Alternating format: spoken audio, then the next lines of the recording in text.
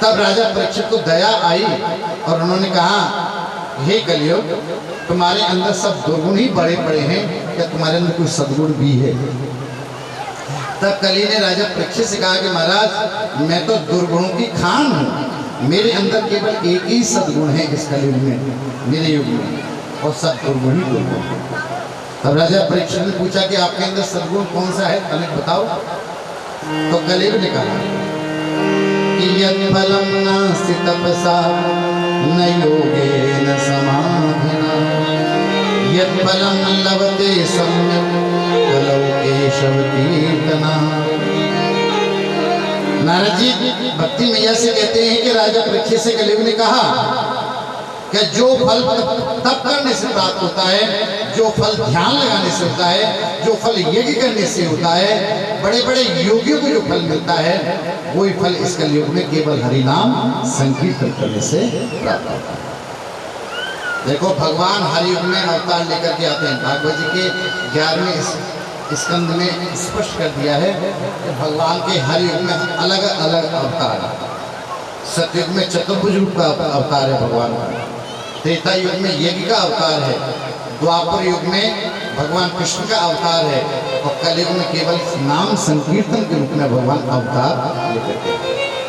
इसलिए नाम संकीर्तन इतना करो कि हमारा मन भगवान के चरणों में, कीर्तन करने में हमको बिल्कुल भी कंजूसी नहीं करनी चाहिए।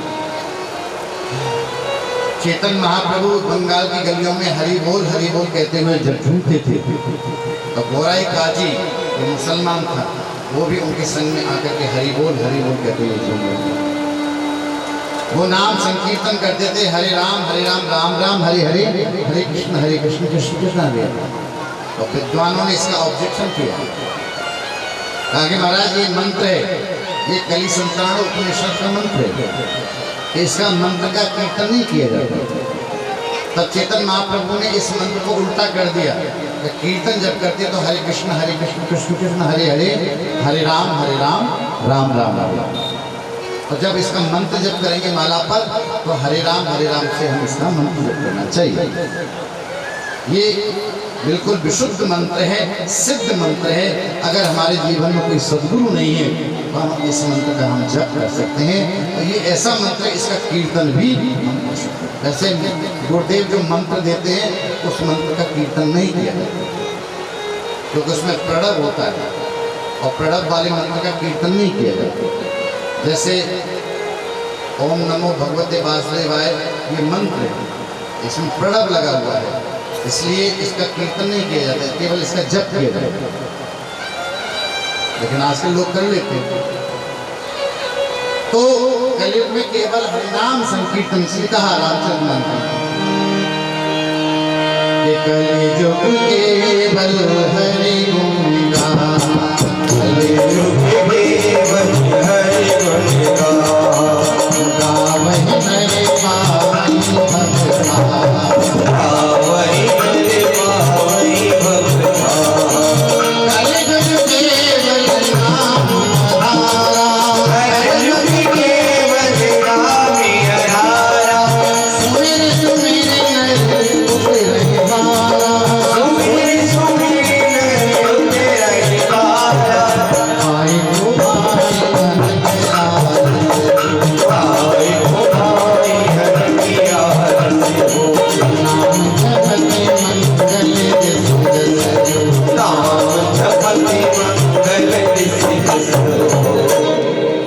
नाम संकीर्तन करें।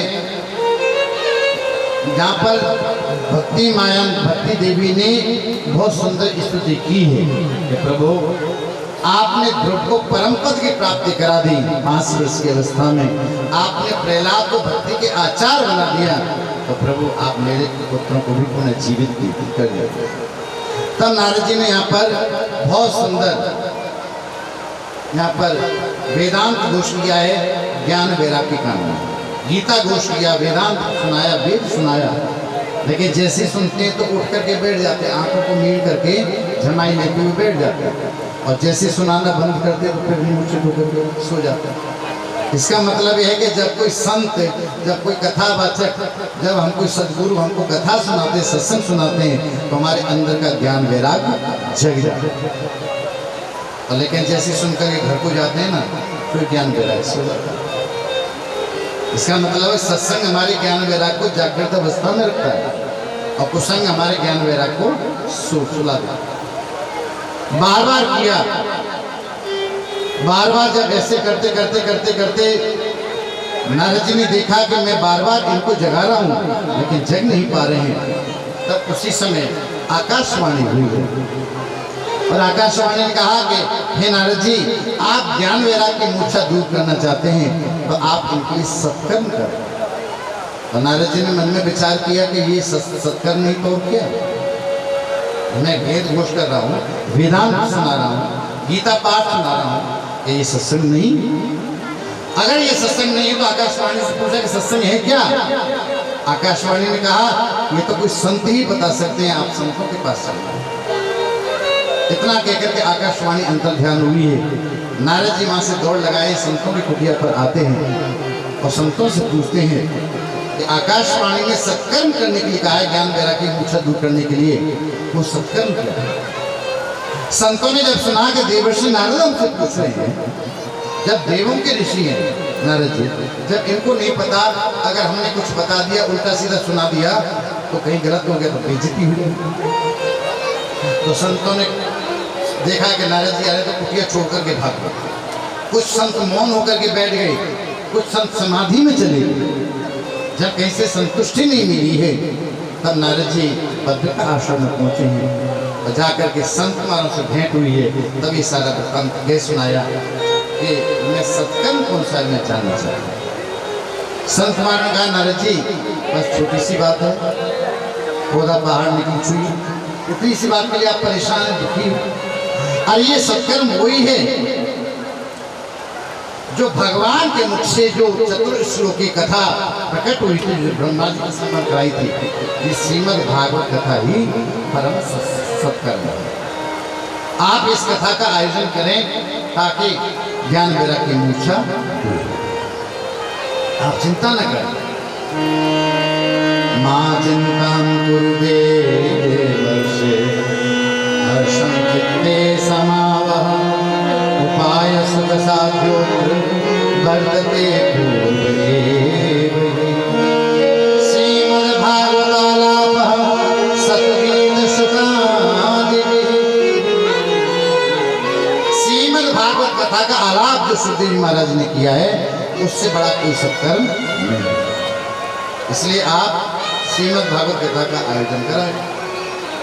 नारद जी ने कहा कि महाराज मैं और किसी को कहाँ ढूंढने जाऊं, आप भी कर दीजिए। संत कुमारों ने कहा कि हम कथा तो करेंगे लेकिन बद्रिकाश्रम में नहीं करेंगे। हम चलते हैं नीचे उतर करके हरिद्वार में यमुना गंगा जी के किनारे आनंद नामक तट पर बैठ करके हम कथा करेंगे। नारद जी संत कुमारों को लेकर के आए हैं, बैठे हैं। बड़े बड़े तीर्थ वेश बदल करके बैठे, नदियां वेश बदल करके आके बैठी, बड़े बड़े संत योगी महान पुरुष आए हैं। कैसे आए हैं? अपने अपनी पत्नी, अपने पुत्र, अपने शिष्यों को संग लेकर के वह कथा सुनने के लिए आए। और जो संत अभिमान बस कथा सुनने के लिए नहीं आ रहे थे, भृगु मुनि उनके चरण पकड़ पकड़ कर उनको लिवा कर लाए। ऐसा मौका नहीं मिलेगा कि साक्षात भगवान ही कथा कह रहे हैं और साक्षात भगवान ही कथा सुन। 24 अवतारों में प्रथम अवतार सनक सनंदन सनातन संत कुमार को प्रथम अवतार, और तीसरा अवतार भगवान का देवर्षि नारद जी का। नारद जी भी भगवान का अवतार, संत कुमार भी भगवान का अवतार। तो भगवान ही कथा कह रहे हैं और भगवान ही कथा सुन।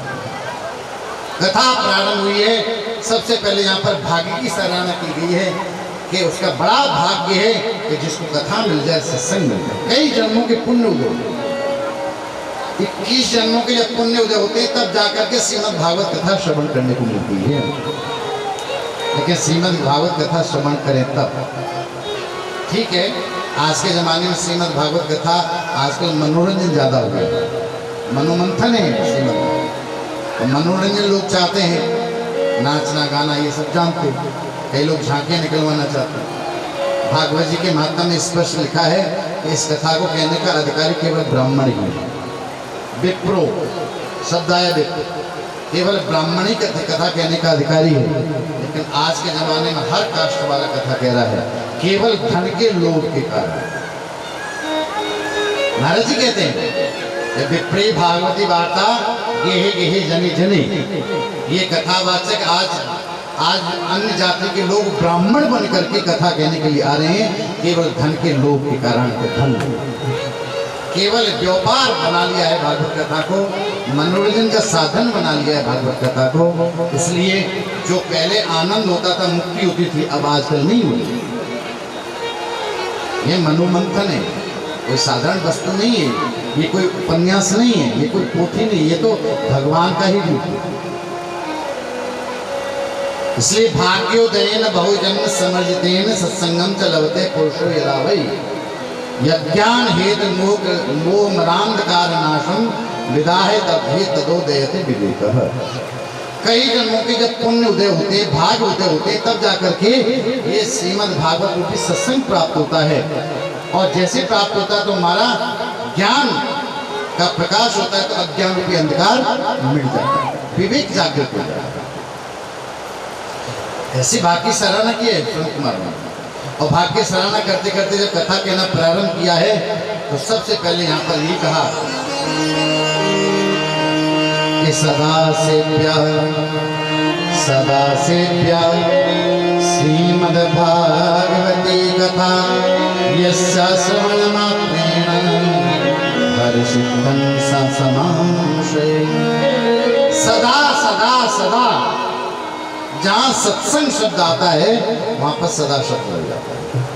जैसे भोले शंकर ने रामचरितमानस उत्तरकांड में भगवान की स्तुति करते हुए मांगा है कि बार बार वर मांग हूँ हर्ष देव से रंग पद सरोज अनपायनी भगति सदा सत्संग। भोले शंकर देवों के देव महादेव कह रहे हैं कि प्रभु मुझे सदा सत्संग चाहिए, क्योंकि सत्संग के अभाव में कुसंग होगा, बुद्धिनाश हो जाएगा। सदा ये नहीं कि हम लोग साल में एक कथा करा लें या 10 साल में एक कथा करा लें, उससे तृप्त हो जाएंगे ना। सुखदेव महाराज कहते कि मेरा व्यसन है, जैसे एक शराबी शराब के बगैर नहीं रह सकता, मैं भी इस कथा के बगैर नहीं रह सकता।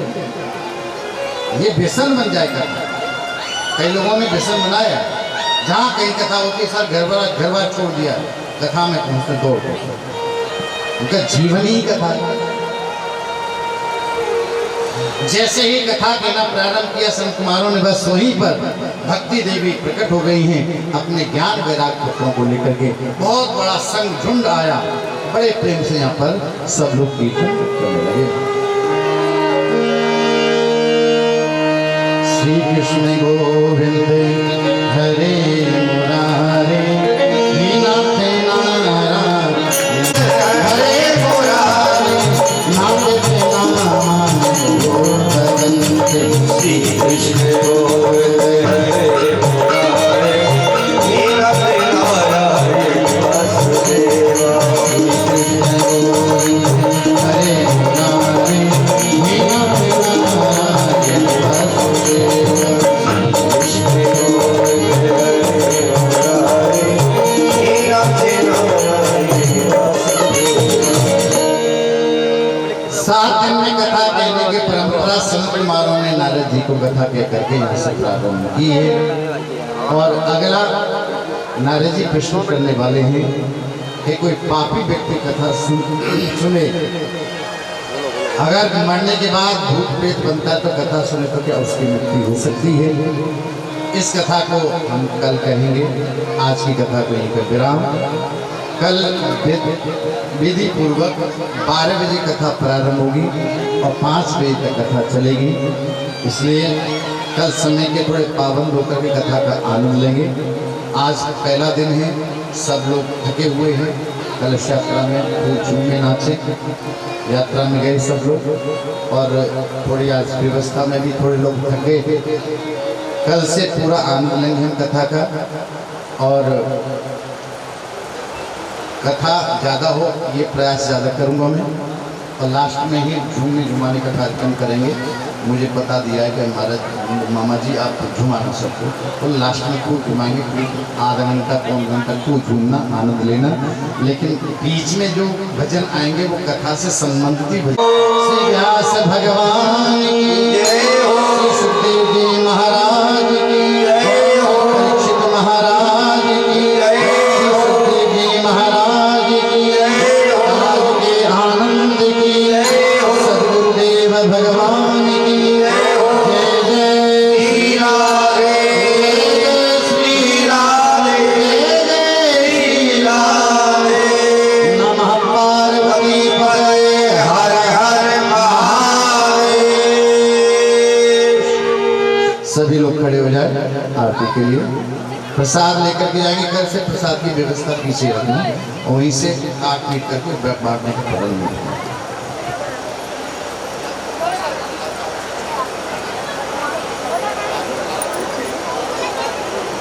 सूर्यो जायत श्रोत्राद्वायुष प्राणसमुखादग्निर्जायत। श्री भागवती भगवान की है आरती, पापियों को पाप से आरती। श्री भागवती भगवान की है आरती, पापियों को पाप से आरती। ये अमर ग्रंथि मुक्त पंथ, ये पंचम वेद निराला, नव ज्योति जगाने वाला। ये अमर ग्रंथि मुक्त पंथ, ये पंचम वेद निराला, नव ज्योति जगाने वाला। हरे राम यही, हरे राम यही, हरे राम यही, हरे राम यही। जग के मंगल की आरती, पापियों को पाप से तारती।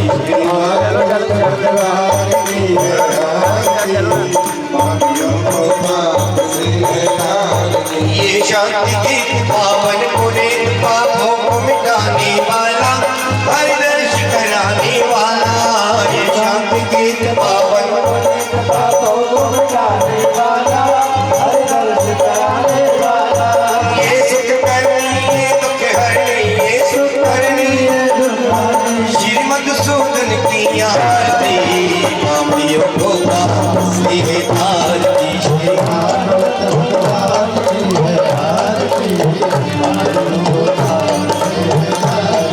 ये मधुर बोल जग बंद खोल, सदमार्ग दिखाने वाला, बिगड़ी को बताने वाला। ये मधुर बोल बंद खोल, सदमार्ग दिखाने वाला, बिगड़ी को बताने वाला। श्री राम यही, घनश्याम यही, श्री राम यही, घनश्याम यही। ये प्रभु महिमा की आरती, पापियों को पाप से तारती। श्री भागवत भगवान की है आरती, पापियों को पाप से तारती। पापियों को पाप से तारती, पापियों को पाप से तारती। ओम आराधना जलम सिद्धि गण्य वंदनम मागो स्वैर्वाह। ओम देवो शांतिरंग शांति, पृथ्वी शांति, रामा शांति, रोगमय शांति, वनस्पति शांति, विश्वदेव शांति, ब्रह्म शांति, सर्वभूत शांति, श्यामा शांति धीर दोयना। हाथ में पुष्प ले ले, मंत्र पुष्पांजलि के लिए। ओम जगदेव यज्ञमय जनता देवा, स्थाने धर्माणे प्रधान्य, सन्नाते अनागम महिमान, सयन्द्र यत्र पूर्वे साध्याः सन्ति देवाः। हरि ओम् एकदन्ताय विद्महे, वक्रतुण्डाय धीमहि, तन्नो दन्तिः प्रचोदयात्। हरि ओम् हंसाय विद्महे, परमहंसाय धीमहि, तन्नो श्री सुखदेवः प्रचोदयात्। हरि ओम् महालक्ष्मी च विद्महे, विष्णुपत्नी च धीमहि, तन्नो लक्ष्मी प्रचोदयात्। हरि ओम् नन्दनन्दनाय विद्महे, यशोदानन्दनाय च धीमहि,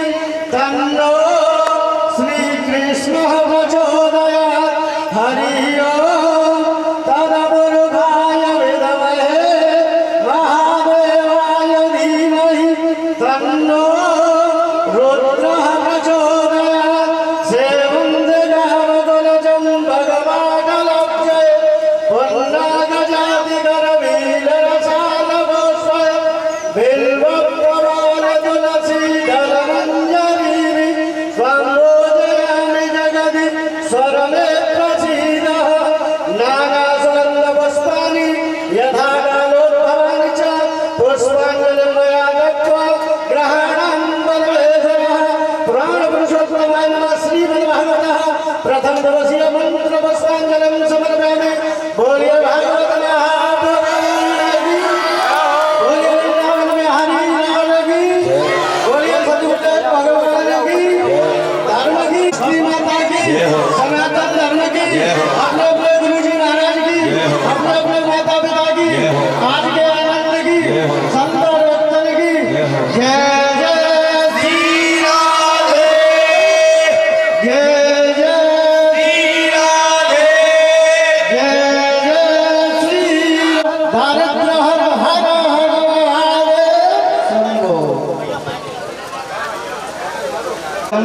8 बजे प्रारंभ हो जाएगा तो सभी 7:30 बजे तैयार होकर सभी हवन के लिए आ जाए। मंदिर पर हवन होगा 8 बजे से, तो 7:30 बजे सभी लोग आप सब आ जाए।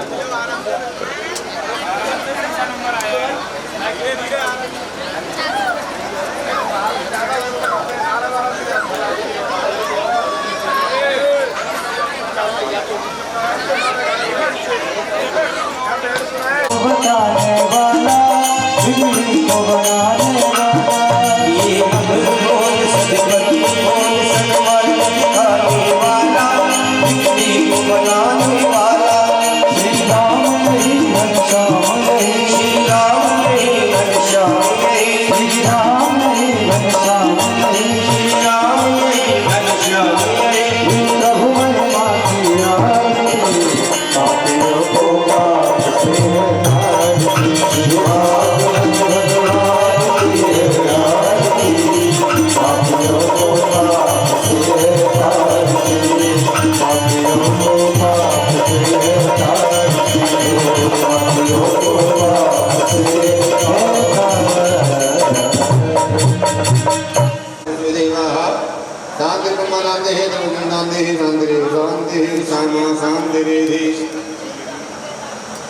हरि ओम जय जगदेवा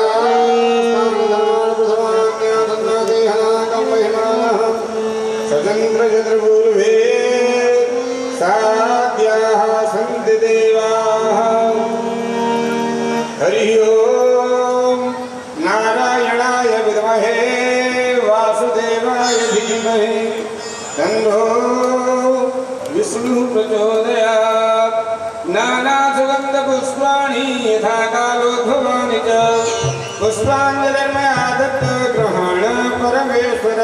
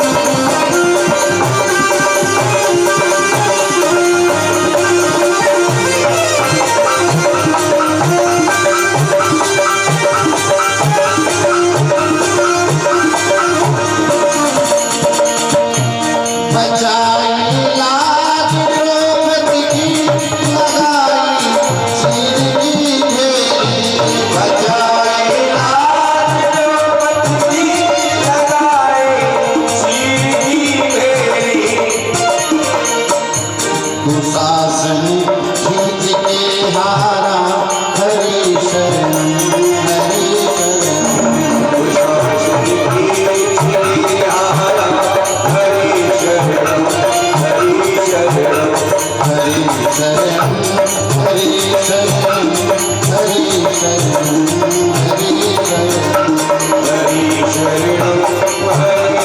हरि शरणम हरि शरणम हरि शरणम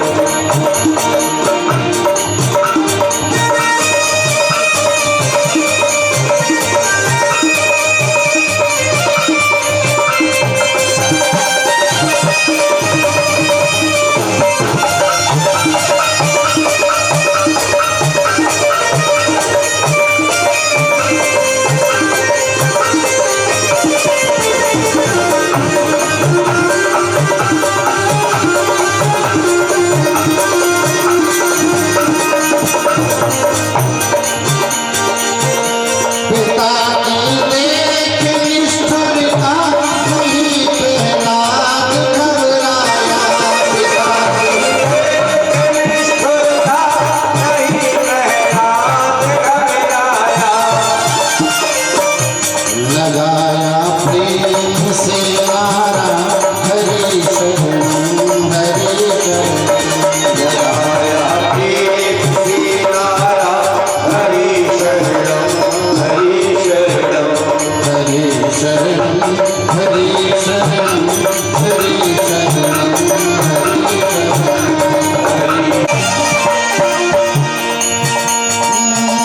पड़े जब भीड़ भक्तों पर हुई जब धर्म की हानि पड़े जब भीड़ भक्तों पर हुई जब धर्म की हानि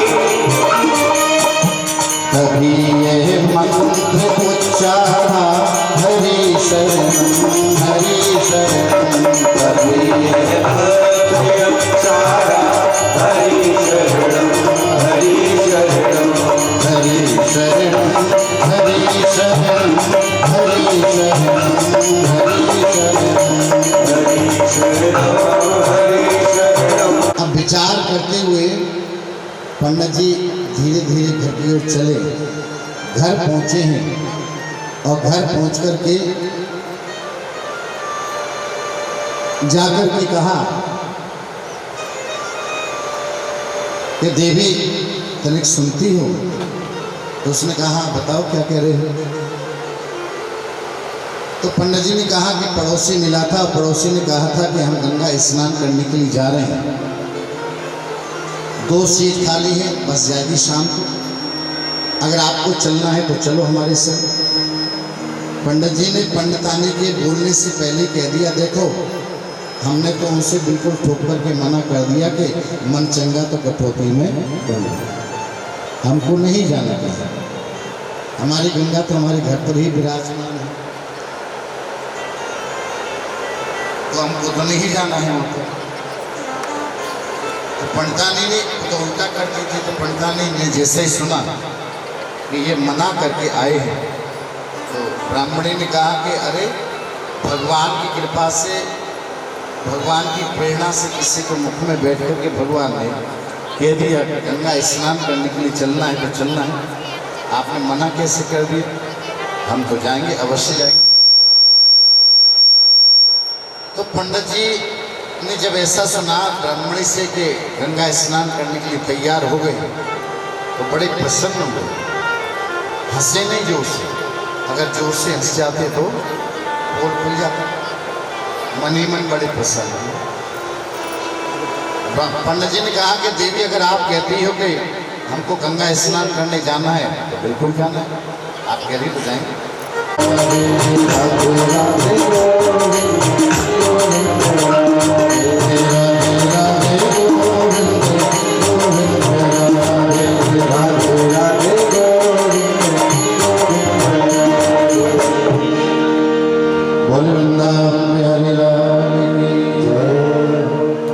तो कथा चल रही थी, कहाँ चल रही थी बताओ? पंडित जी जा रहे थे गंगा स्नान के लिए। हाँ, बच्चों की किलकारियाँ नहीं गूंजती जब तक बच्चे पापा पापा कहकर के निपटते नहीं, तब ऐसा सुख आप लोगों को कैसे पता चलेगा? तो संत वहां पर ये जब सुनकर के ब्राह्मण देवता को तो मन में विचार करने लगे, ऐसा लगता है कि नाकों के देव बातों से मानने वाले नहीं। तो संत ने कहा कि पंडित जी, मैं आपके माथे की रेखा पढ़ करके देख रहा हूं कि आपके जीवन में 7 जन्म तक कोई संतान नहीं है। 7 जन्म कोई भी संतान नहीं।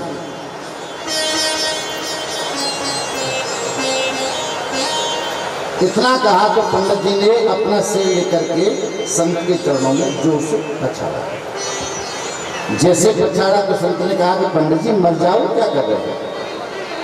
तो ब्राह्मण देवता ने कहा कि महाराज जी, मैं मरने के लिए तो आया ही था, थोड़ी आशा लेकर के मैं यहाँ पर बैठा था कि मेरी संतान हो जाएगी, लेकिन आपने मेरे दुख को तो और बढ़ा दिया।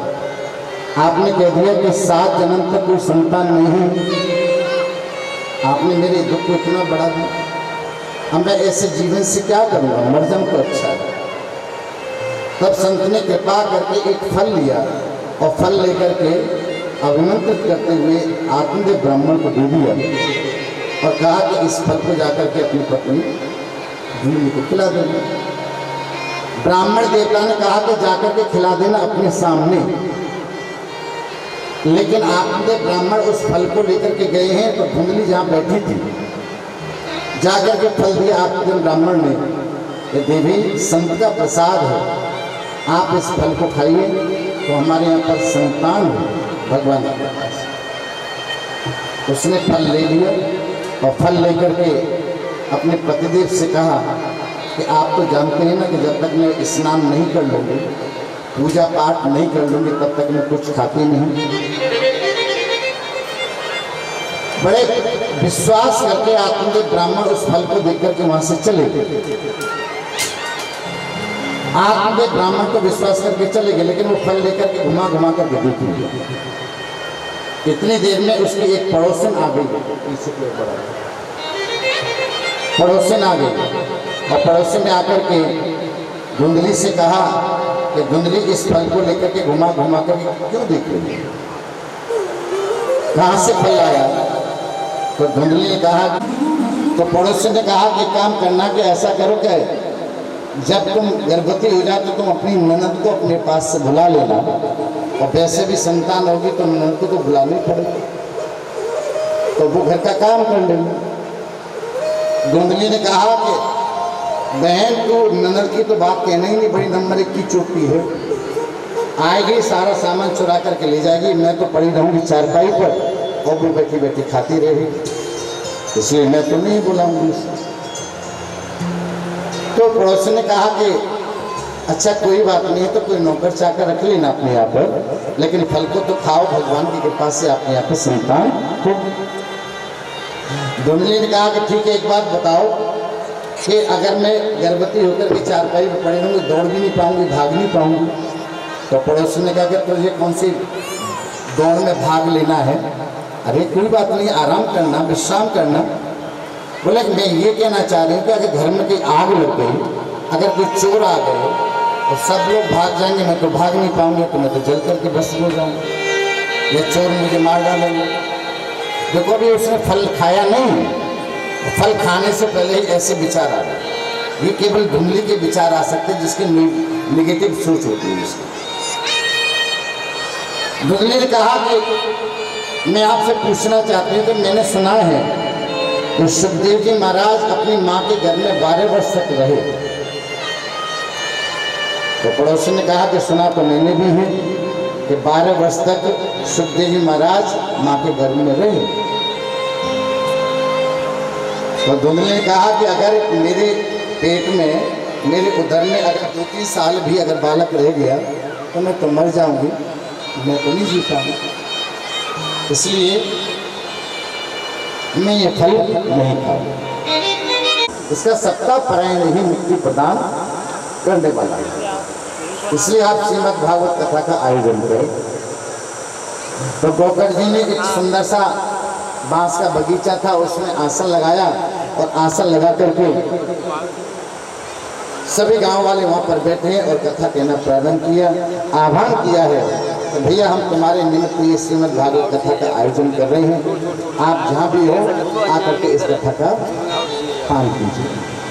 तो वो धुंधकारी हवा के रूप में आया, लेकिन एक जगह बैठ नहीं पाया, लेकिन एक साथ राधे राधे गोविंद गोविंद राधे राधे राधे राधे गोविंद गोविंद राधे राधे गोविंद गोविंद राधे राधे राधे गोविंद गोविंद राधे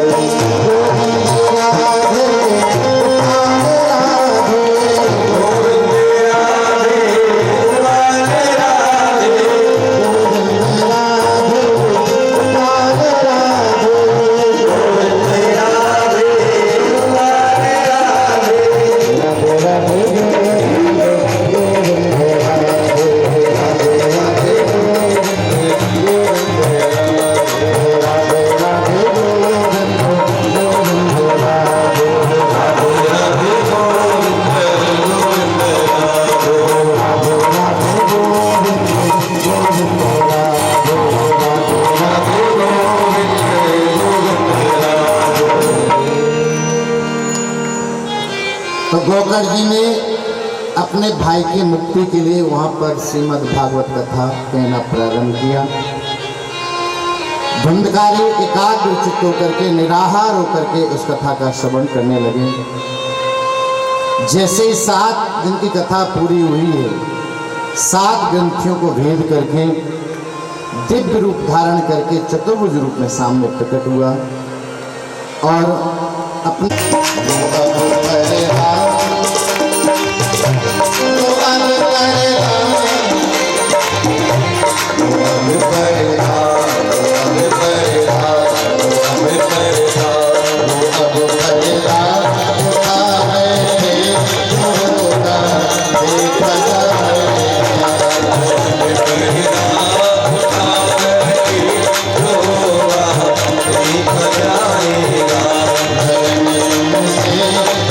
राधे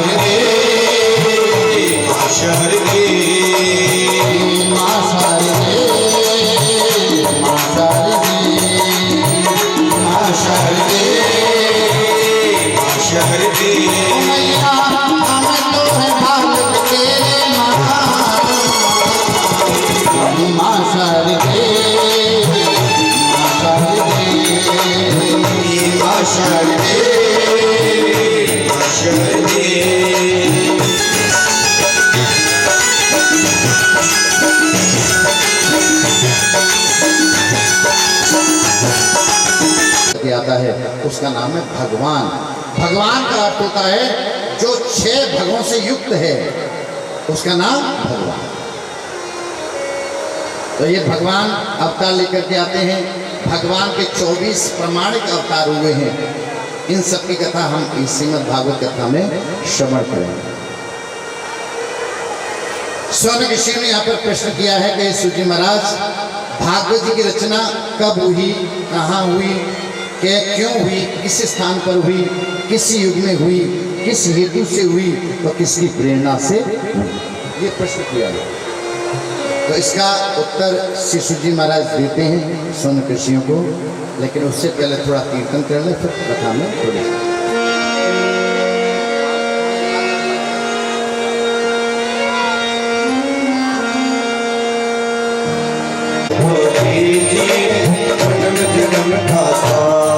मेरे सिर पर रख गिरधारी, मेरे सिर पर रख गिरधारी, मेरे सिर पर रख बनवारी, मेरे सिर पर रख बनवारी, अपने को कोई न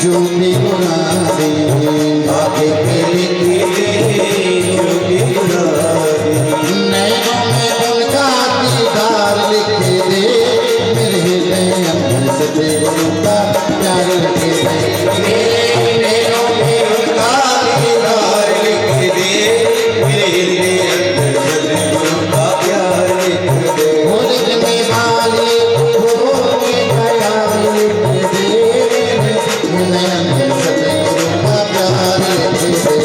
लिखने वाले को होके ख्याल लिख दे, मेरे हृदय अंदर सतगुरु का प्यार लिख दे।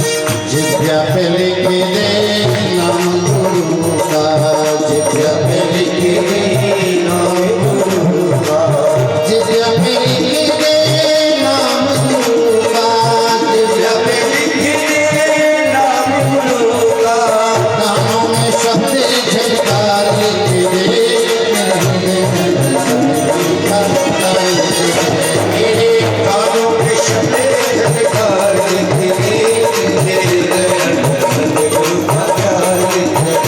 लिखने वाले को हो के ख्याल लिख दे, मेरे हृदय अंदर सतगुरु का प्यार लिख दे। लिखने वाले को होके ख्याल लिख दे, मेरे हृदय अंदर सतगुरु का प्यार लिख दे। हाथों पे लिख दे सेवा गुरु की, हाथों पे लिख दे शिवा गुरु, हाथों पे लिख दे सेवा गुरु के, हाथों पे लिख दे शिवा गुरु, हृदय अंदर सतगुरु का प्यार लिख दे। लिखने वाले को होके ख्याल लिख दे, मेरे हृदय अंदर सतगुरु का प्यार।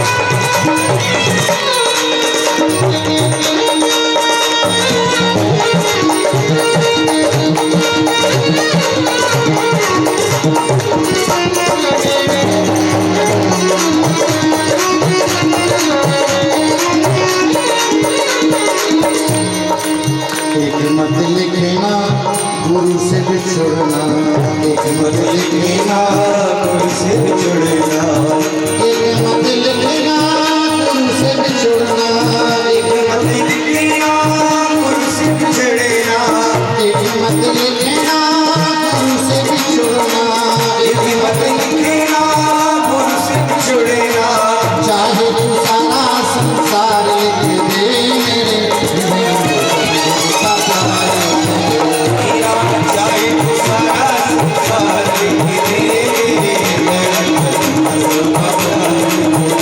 लिखने वाले को हो के ख्याल लिख दे, मेरे हृदय अंदर सतगुरु का प्यार लिख दे। लिखने वाले को होके ख्याल लिख दे, मेरे हृदय अंदर सतगुरु का प्यार लिख दे। मेरे हृदय अंदर सतगुरु का प्यार लिख दे। मेरे हृदय अंदर सतगुरु का प्यार लिख दे।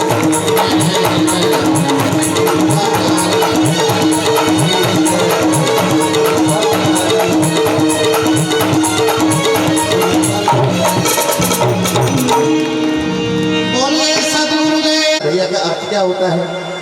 बोले बाबा मेरा नाम क्या है ये तो नहीं मुझे पता, लेकिन एक बार मैं 2.5 सेर खाता हूँ इसलिए लोग मुझे अढ़ैया अढ़ैया कहने लगे, 2.5 सेर खाने वाला। अच्छा कोई बात नहीं बेटा, चलो हमारे आश्रम में। उस बालक ने कहा कि बाबा मैं एक बार 2.5 सेर खाता हूँ, नहीं ऐसा नहीं हो कि आप मुझे आश्रम से बाहर निकाल दें, ये खाता ही रहता है। बोले नहीं बेटा भगवान की कृपा से सब कुछ है, बहुत कुछ है, चलो हमारे आश्रम में। लेकर के आया, उसको गौचारण करने की सेवा प्रदान की। मंत्र दिया तो मंत्र नहीं दिया, बाबा मैं भजन तो नहीं कर सकता, सेवा कर सकता हूँ, मुझे सेवा करा लो। तो गाय चराने के लिए रोजाना जाता, लेकिन जब वो आश्रम में रहने लगा तो उसी महीने में एक एकादशी आ गई। तो गुरुजी ने कहा कि बेटा हमारे आश्रम का नियम है कि एकादशी को भोजन नहीं करते हैं, और एकादशी वाले दिन भोजन करना पाप होता है, इसलिए आज तो व्रत करना पड़ेगा, उपवास करना पड़ेगा। अढ़ैया ने कहा बाबा आप हमको पहले बता देते कि आपके यहाँ पर एकादशी करी आवे तो हम आपके आश्रम में आते ही नहीं। हमको तो 2.5 सेर चाहिए खाने के लिए, अगर हमको भोजन नहीं मिला तो हमारे तो प्राण निकल जाएंगे, हमको तो 2.5 सेर चाहिए खाने के लिए। खूब समझाया संत ने, लेकिन नहीं माना। तब आखिर में संत ने भंडारी से कह दिया कि इसको 2.5 सेर आटा सब्जी आदि दे दो। लेकिन उससे कहा, शिष्य से कहा बेटा शर्त ये है कि तुम भले ही भोजन करना, लेकिन तुम जंगल में जाकर के भोजन पकाना, और भोजन पका करके भगवान का भोग लगाना, ठाकुर का भोग लगाना, तब उसके बाद प्रसाद पाना। तो अढ़ैया ने पूछा कि बाबा आपका ठाकुर आता है भोग लगाने के लिए? नहीं आता नहीं है, केवल आप कहना बस कि ठाकुर पधारो भोग पाओ, 3 बार पुकारना, हे ठाकुर आओ पधारो भोग पाओ। बड़े प्रेम से पुकारना, मेरे ठाकुर भोग लगाएगा। तो अढ़ैया ने कहा कि बाबा अगर आपका ठाकुर आता है तो बता दो, मैं उसके लिए भी 2.5 सेर लेकर के चला जाऊं। नहीं वो 2.5 सेर खाने वाला हो? नहीं आने वाला नहीं है, केवल आप भोग लगाने से। तो वो लेकर के गया, जंगल में जाकर के उसने पकाया, और पका करके उसने पत्तल से ढका, और बड़े प्रेम से आंख बंद करके ठाकुर को भुकाने लगा, बड़े प्रेम से गाने लगा, मेरे राम आइए, वो मेरे राम आइए, मेरे भोजन का भोग लगाइए, वो मेरे राम आइए, मेरे राम आइए, मेरे भोजन का भोग लगाइए, मेरे राम आइए, श्री राम आइए, मेरे भोजन का भोग लगाइए, वो मेरे राम आइए, मेरे राम आइए, मेरे भोजन का भोग लगाइए। आंख बंद करके अढ़ाई पुकार रहा था भगवान को बड़े प्रेम से। ठाकुर के कानों में आवाज पहुंची है, और ठाकुर आए हैं। वो तो आंख बंद करके बैठा है। पत्तल उठाई भगवान ने, और उस पत्तल उठा करके उसमें से भोजन करने लगे। उसने आंख खोल करके देखा, सामने बैठे हुए, उसे क्या पता कि ठाकुर के कोई और है, व्यक्ति समझने लगा। अढ़ाई ने कहा कि तू कौन? बोले मैं ठाकुर, तूने बुलाया ना भोजन के लिए, भोग के लिए बुलाया, इसलिए आया, मैं ठाकुर। अढ़ाई ने कहा मेरे गुरुदेव ने कहा था कि ठाकुर आने वाला नहीं है, तू कहाँ से आ गया? मुझे तो ऐसा लगता है कि तू कोई ठाकुर नहीं है, तू तो कोई भिखारी है। मैं आंख बंद करके बैठा, छुप करके देख रहा था कि बस आंख बंद करके बैठेगा, मैं खाने लगूंगा। तूने मेरे भोजन को झूठा कर दिया, तुझे शर्म नहीं है? मैंने परिश्रम करके मेहनत करके मैंने भोजन बनाया, और तूने मेरे भोजन को झूठा कर दिया, खा लिया। भगवान मुस्कुराने लगे, वो ठाकुर नहीं समझ रहा, और बड़े प्रेम से भगवान भोजन पा करके वहाँ से चले। अढ़ाई शाम को आया, और सारे बर्तनों को गुरुजी के सामने फेंके, और कहा कि गुरुजी अगर ऐसे ही एकादशी का व्रत कराना था तो पहले बता देते। क्या हुआ? अरे आप तो कह रहे थे कि ठाकुर आने वाला नहीं, लेकिन तुम्हारा ठाकुर आया। मैं तो समझ रहा था कि मैं 2.5 सेर खाने वाला, वो भी 2.5 सेर खा के चला गया। गुरुजी को विश्वास नहीं हुआ कि इसको भूख ज़्यादा लगी होगी, मेहनत करता है बेचारा, भूख लगी होगी तो ठाकुर का बहाना कर रहा है। अरे इतने वर्षों से मैं सेवा पूजा कर रहा हूँ, लेकिन आज तक ठाकुर ने दर्शन नहीं दिया, लेकिन इसने एक ही एकादशी में ठाकुर का दर्शन कर लिया। ये झूठ बोला। गुरुजी ने उसको पुचकार करके रुका लिया, कोई बात नहीं बेटा, कल भोजन कर लेना, कोई बात नहीं, अगली बार जाओ ना तो ज़्यादा लेकर के चले जाएंगे। तो उसको रात भर नींद नहीं, भूखा था। प्रातःकाल उठ करके भोजन किया, रोजाना गौचारण करने के लिए जाता। उसी महीने में दूसरी एकादशी आती। अढ़ाई ने कहा गुरुदेव 2.5 सेर मेरे लिए, 2.5 सेर ठाकुर के लिए, तुम्हारा भी ठाकुर आता है खाता है, 5 सेर दो तब जाऊंगा दो उच्चारण करने के। तो 5 सेर लेकर के गया, जाकर के उसने भोजन पकाया, भोजन पका कर रखा, पत्तल से ढक कर के रख दिया। लेकिन गुरु की आज्ञा का पालन करते हुए उसने फिर आंख बंद करके फिर पुकारा है भगवान को, मेरे राम आए, श्री राम